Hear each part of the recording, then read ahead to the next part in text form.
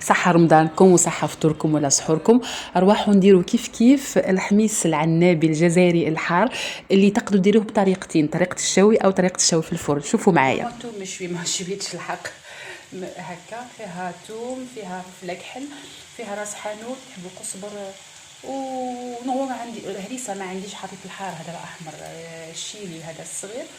الحار مجفف فريمون راح يقلبها حاره. فوالا ها يا سيدي نخلطوا الميلونج هذا كل شيء. هذيك نرجع لكم هكا نصفيه ودركا ندير التقطيع ونعاود ندير له نخلطوا بالزيت الويل دوليف. هكا نحيلو الماء بالويل دوليف. فوالا هكا قصيتو نحيت له الماء تاعو صفيتو كيما صورت لكم قبيله. ودركا نقليه شوي برك ونحطو للتقطيع ندبلو شوي باسكو اون ديغي تاعي ما طابش سوا. كنت مزروبه ما شويتوش سوا ونديرو في الفور هكا مي كنت مزروبه. دوك تشوفوا كيفاش يدبل وما يبانش عليه ويكون.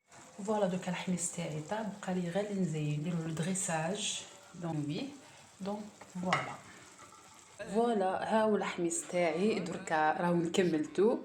دونك جا هكا الماء ديما برعايه الزيت الزيتونه او الويل دوليف فيرج بيان سور.